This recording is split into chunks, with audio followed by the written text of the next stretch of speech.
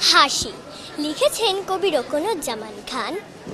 হাসতে নাকি জানে না কেউ, কে বলেছে ভাই? এই শোনো না, কত হাসির খবর বলে যাই। খোকন হাসে ফোকলা দাঁতে, চাঁদ হাসে তার সাথে সাথে। কাজল বিলে শাপলা হাসে, হাসে সবুজ ঘাস। খলসে মাছের হাসি দেখে হাসেন পাতিহাঁস। টিয়ে হাসে রাঙা ঠোঁটে, ফিঙের মুখেও হাসি ফোটে। দোয়েল কোয়েল ময়না শ্যামা হাসতে সবাই চাই। বোয়াল মাছের দেখলে হাসি পিলে চমকে যায়।